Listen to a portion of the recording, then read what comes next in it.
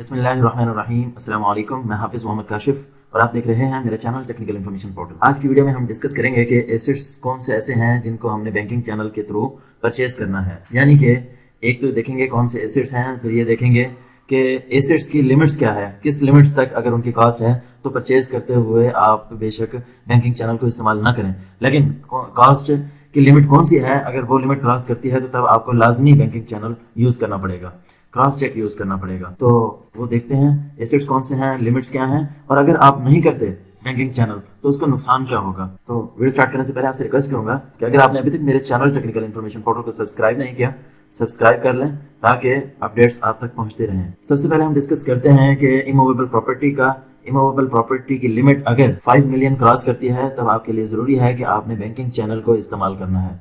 अगर नहीं करते तो आपके ऊपर पेनल्टीज भी होंगी और आपके बेनिफिट्स भी रोक दिए जाएंगे। पेनल्टीज के हवाले से मैं पास में एक वीडियोस बनाई थी, डिस्कस कर चुका हूं, तो उसको रिपीट नहीं करूंगा। यानी कि अगर आप प्रॉपर्टी परचेज कर रहे हैं 5 मिलियन तक उसकी वैल्यू है तब आपको बैंकिंग चैनल लाजमी यूज करना होगा, अगर नहीं करेंगे तो उसका नुकसान होगा। कुछ मैं यहाँ पे डिस्कस कर देता हूँ, पेनल्टीज को मैं डिस्कस नहीं करूंगा। अगर आपके इस प्रॉपर्टी से हटकर कोई एसेट्स हैं वो 1 मिलियन से क्रॉस करते हैं या 1 मिलियन से बढ़ जाते हैं उनकी कॉस्ट वैल्यू, तो वो आपने बैंकिंग चैनल के थ्रू उनकी ट्रांजेक्शन करनी है।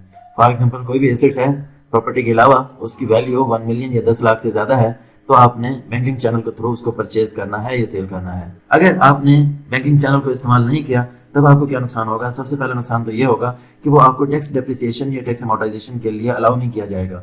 इसका क्या मतलब है, इसको एक एग्जाम्पल से समझ लेते हैं। एग्जाम्पल मैंने कुछ पहले इसलिए भी लिख दिया है ताकि टाइप करते हुए टाइम वेस्ट ना हो।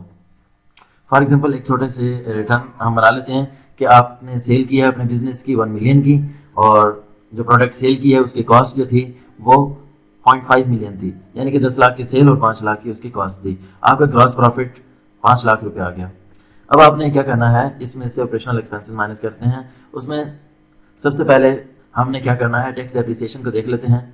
टैक्स डेप्रिसिएशन में हम कहते हैं कि 50,000 रुपये था। डेप्रिसिएशन को मैं यूँ बता देता हूँ कि ये जो कोई भी हम मशीनरी परचेज करते हैं, मशीनरी के अंदर जो डेप्रिसिएशन होती है, मतलब कि कोई हिसाब आता है हर साल, वो डेप्रिसिएशन कहलाती है।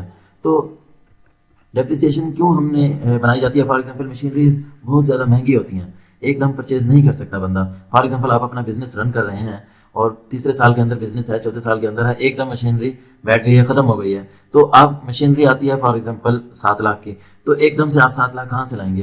तो उसके लिए एक टेक्निक यूज़ की जाती है, डेप्रिसिएशन फंड बनाया जाता है।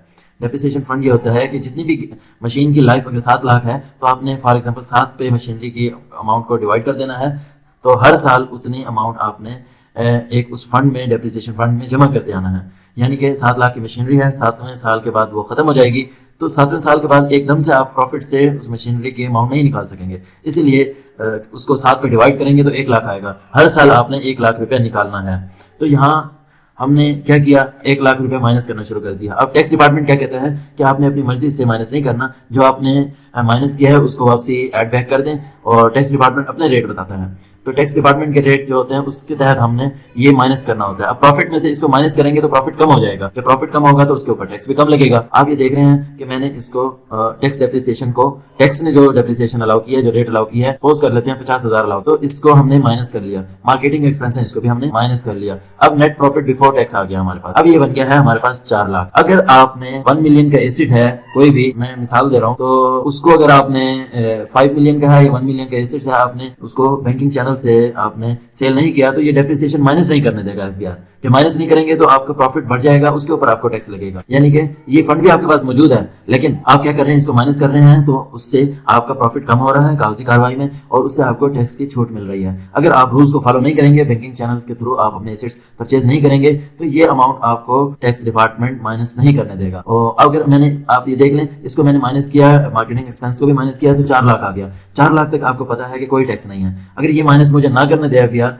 तो आपको पता है कि ये 4,50,000 हो जाएगा। 4,50,000 होगा तो उसके ऊपर टैक्स बनेगा। तो ये फायदा होता है कि अगर आपने प्रोसीजर को फॉलो नहीं किया तो टैक्स डेप्रिसिएशन या अमोर्टाइजेशन जो है वो सेम चीज़ होती है, लेकिन इंटेंजिबल एसेट्स की होती है। ऐसे एसेट्स जिनको आप छू नहीं, जिनको आप टच नहीं कर सकते। डेप्रिसिएशन भी सेम चीज़ है, ये उन एसेट्स की होती है जिनको आप छू सकते हैं, टच कर सकते हैं ऐसे एसेट। तो ये आपको कंसेप्ट समझ आ गया होगा। ये बेनिफिट्स आपको एफबीआर नहीं लेने देता अगर आप बैंकिंग चैनल को या प्रोसीजर को फॉलो नहीं करते। दूसरे नंबर पर नुकसान ये होता है कि cost shall be treated as zero for competition of any gain on sale of such asset. For example एक प्रॉपर्टी आपने सेल की है, अब इसको हम खत्म कर देते हैं, इसको हम देख लेते हैं। एक प्रॉपर्टी आपने सेल की है, इसी एग्जांपल को ले लेते हैं। ये प्रॉपर्टी है कोई और एसेट्स, मशीनरी कह लें। मशीनरी एक थी, वो उसकी अमाउंट थी 1 मिलियन और आपने सेल की है 1 मिलियन में। ये है आपकी सेल और लेस कर दी हमने कॉस्ट। उसकी कॉस्ट कितनी थी, यानी कि खर्चा उसके ऊपर कितना आया था, परचेज वैल्यू कितनी थी, 5 लाख थी। अब जो गेन होगा हमारा वो क्या होगा, वो भी 5 लाख ही होगा। ये हमारे पास गेन आ गया। अब टैक्स डिपार्टमेंट ये कह रहा है कि अगर आपने प्रोसीजर को फॉलो नहीं किया, ये 1 मिलियन का एसेट था, आपको बैंकिंग चैनल को यूज करना था। अगर आपने बैंकिंग चैनल को यूज नहीं किया तो ये कॉस्ट आपकी जीरो कर देगा। यहाँ पर अगर कॉस्ट जीरो होगी तो आपका गेन कितना हो जाएगा, पूरा ही गेन हो जाएगा। ठीक है, अब आपको इसके ऊपर टैक्स देना होगा क्योंकि कॉस्ट तो आपकी एक्चुअल थी लेकिन कॉस्ट उसने जीरो कर दी।